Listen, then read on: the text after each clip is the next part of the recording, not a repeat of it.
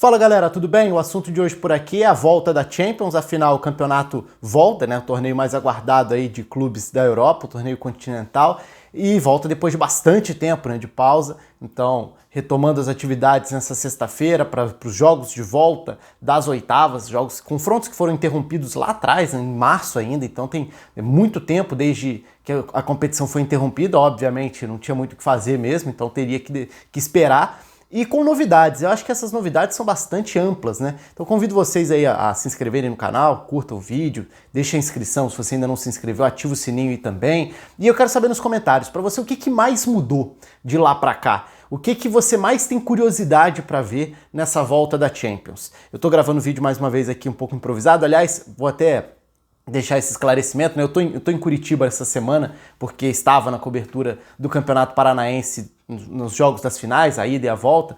Então, a partir dos próximos dias eu tô de volta ao cenário normal aqui do canal e pretendo gravar os vídeos normalmente para falar sobre a Champions. Mas os da Europa League eu vou ficar devendo porque eu acabei não conseguindo assistir normalmente esses primeiros jogos de Europa League na retomada da competição. Espero que para as próximas fases eu consiga postar os vídeos, postar pelo menos a análise de alguma coisa do dia em relação à Europa League. Dessa semana eu não consegui fazer, mas com a Champions, obviamente, o espaço está de volta aqui no canal. Então, feita essa ressalva, esse esclarecimento, tá aberto o espaço para vocês participarem aqui, porque muita coisa mudou, né?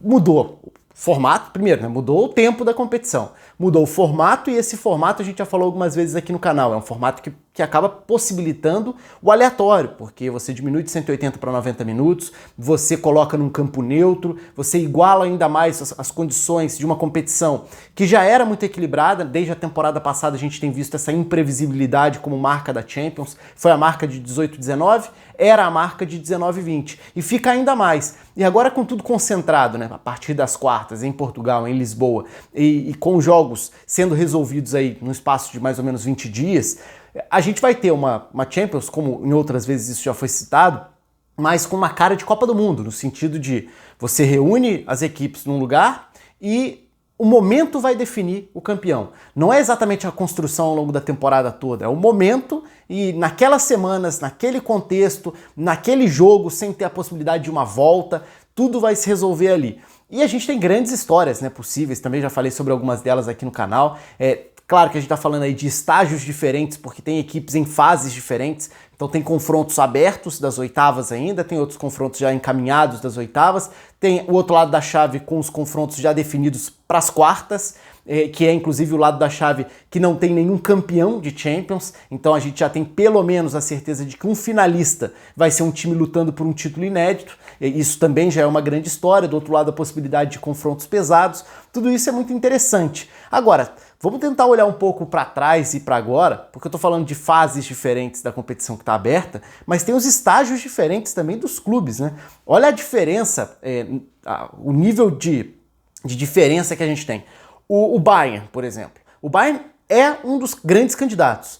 Talvez se fosse em outro momento, ele fosse até tratado como o favorito. Não sei se vocês acham que o Bayern é o favorito, quero aí que vocês coloquem nos comentários. O Bayern foi quem talvez tenha atingido um nível de maior expectativa dentro da Champions, porque o Bayern cresceu muito na virada do ano, começou muito bem o ano, aí vem a parada da pandemia, o futebol alemão volta antes, o Bayern volta mantendo um nível muito alto, só que depois tem que parar de novo. Então também de novo tem uma segunda parada. Essa segunda parada é um descanso? Ela é boa para preparar de vez o time? Ou ela é ruim porque interrompe o embalo? E tudo isso é muito subjetivo, né? Não existe uma resposta pronta para isso. Vai muito de como cada equipe vai reagir a esses cenários. Então aí já está uma grande curiosidade. Eu falei do Bayern, a gente pode pegar o outro extremo, o extremo do PSG. O Bayern foi o primeiro que voltou, mas e o PSG? Que também é um clube que convive com uma enorme pressão. Eu vou falar daqui a pouco das questões, das novidades em relação a desfalques, a problemas, dando uma passada em vários dos confrontos, mas antes disso, quando a gente fala do PSG, a gente fala de uma cobrança pela obsessão, que é a Champions.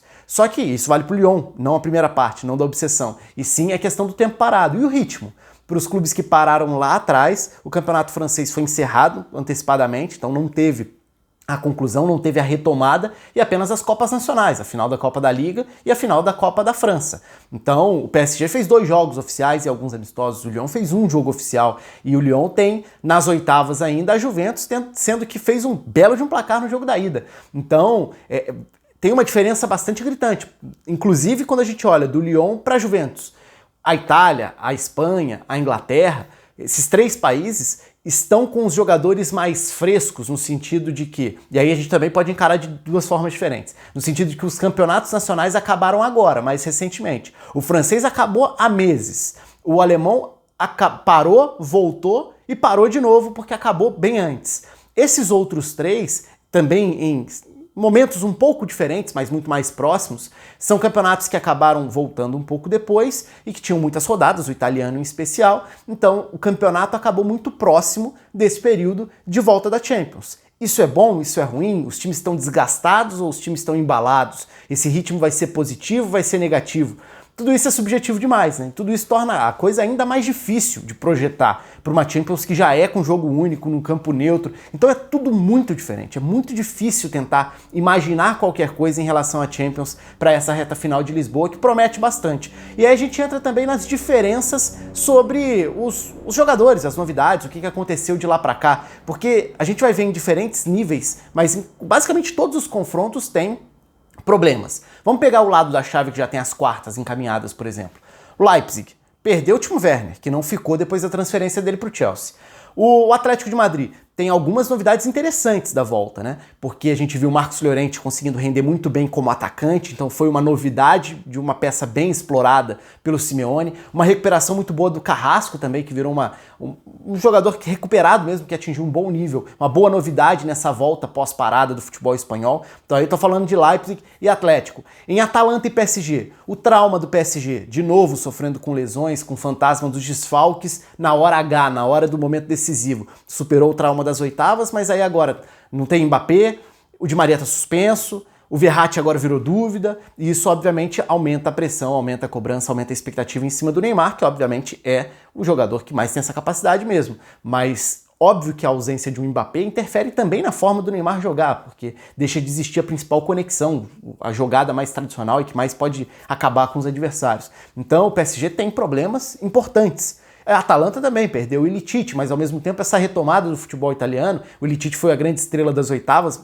contra o Valência e fazia uma grande temporada, só que nessa volta o Ilicic, que já não estava rendendo bem quando entrou nessa retomada do campeonato italiano, a gente viu como o time do Gasperini hoje tem boas opções. Então você pode variar de acordo com a característica e você tem ali o Papu Gomes, mas o restante desse trio de ataque você pode ter Pasalic, pode ter Malinovski, pode ter Zapata, pode ter Muriel, e mesmo sem o Ilicic, a Atalanta tem opções para essa faixa ofensiva. E Atalanta e PSG, como eu tenho falado, é um jogo que desperta muita curiosidade, é um jogaço mesmo. E do outro lado da chave, porque eu citei esse aí que é mais fácil, porque já tem os 4 times que estão nas quartas, desse lado da chave, do outro lado é mais difícil, porque a gente ainda tem os confrontos das oitavas, mas mesmo os confrontos das oitavas, mesmo que a gente fale, pô, o Bayern contra o Chelsea já está definido basicamente, seria uma grande surpresa, alguma reviravolta.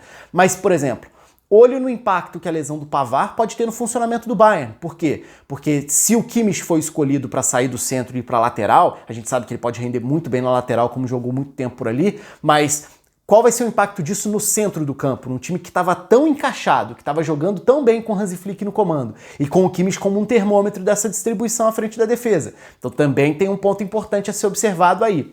Fora outros duelos. Barcelona, a volta da parada foi péssima. Foi péssima porque o time não conseguiu convencer, não que tivesse convencido antes, mas o ambiente foi só se deteriorando. Então o clima passou a ficar mais pesado. O Messi falou, por exemplo, cheguei a gravar vídeo sobre isso aqui, o Messi falou cornetando, dando a entender que um momento de ruptura ali, um momento em que as coisas começaram a dar errado foi no momento da demissão do Valverde, a chegada do Quique Setien, mas ao mesmo tempo cobrando desempenho do time.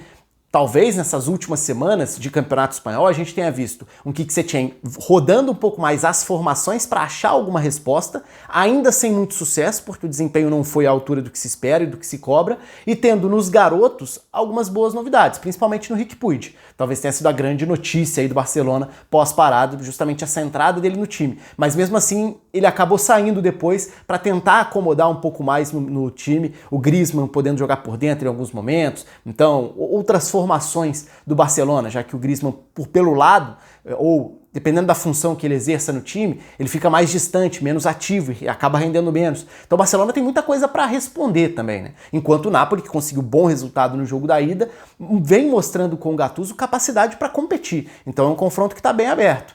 Assim como Juventus e Lyon, é um confronto que está aberto. O Lyon conseguiu um belo de um resultado na primeira partida, tem toda essa incógnita da questão da falta de ritmo, mas ao mesmo tempo tem jogadores de qualidade, e do outro lado está uma Juventus campeã, né? 9 vezes seguidas campeã da Itália, mas num momento de incerteza, num momento de dúvidas. O Sarri vai permanecer? O desempenho não era convincente, o time venceu longe de empolgar, e se a ideia era por um futebol que agradasse, vencer de uma outra forma com o Sarri, não foi exatamente o que aconteceu. Então sim, você tem um Cristiano Ronaldo com uma altíssima média de gols, o Dybala que vem de uma grande temporada, capacidade individual a Juventus tem para bater de frente com qualquer um, mas o nível coletivo, pelo menos até agora, esteve aquém. Então vai conseguir dar esse salto na reta final da Champions, a começar pelo desafio que tem diante do Lyon, pegando esse placar adverso já do primeiro jogo, é um ponto. E Real Madrid e Manchester City também, né, que é outro jogo que também tem novidades nisso aí. O Real Madrid pós-parada conseguiu resultados com regularidade, variando muito taticamente, que foi um grande mérito do Zidane na reta final para conquistar um importante título espanhol, mas não que o time tenha convencido, mostrou repertório, mostrou uma capacidade para usar o banco, para modificar formações táticas, mas longe de ser um time empolgante, convincente o tempo inteiro. É um time maduro que já se mostrou muito forte para jogos grandes, e é bom lembrar o histórico do Zidane com o Real Madrid na Champions, então é algo para se levar em consideração. Ao mesmo tempo, o Real Madrid não tem o Sérgio Ramos na partida de volta, em que vai ter que correr atrás do resultado. E o Sérgio Ramos, além de uma liderança, de um capitão, ele é também um goleador, porque a gente viu nessa volta, nessa reta final de Campeonato Espanhol, o Sérgio Ramos como um cara que decidiu jogos no ataque. Em cobrança de falta, em cobrança de pênalti, em bola aérea. Então é um jogador que faz muita falta porque ele participa de todas as partes, todos os momentos do jogo. E do outro lado, o Manchester City, que também tem problemas, por exemplo, o Agüero, que se machucou, qual vai ser a condição, vai se recuperar em que momento. Então tem problema e tem novidade para todo mundo quando a gente olha para esses 12 times aí restantes da Champions para essa reta final, que promete que vai ser diferente, que vai despertar uma grande curiosidade, porque é uma temporada muito diferente da Champions mesmo. Então nos próximos dias pretendo fazer sempre as análises pós-jogo, né, trazendo aqui alguns elementos táticos, algumas abordagens, algumas dos técnicos, algumas variações, o que foi interessante dentro das partidas aí dessa maratona que a gente vai ter nesse mês de agosto de competições europeias em reta final. Então pretendo postar os vídeos aqui mais em relação a esses jogos nas próximas semanas. Conto com os comentários de vocês, quero saber quais tópicos mais chamam a atenção para vocês, o que você mais tem curiosidade nessa volta da Champions, nessa reta final de temporada europeia, qual desfalque pode pesar mais, qual jogador vale a pena observar, porque pode ser o cara para brilhar nessa reta final, se você acredita em zebras, quero saber aqui embaixo. Deixa o seu comentário, se inscreva aí no canal, curta o vídeo, um abraço e até a próxima.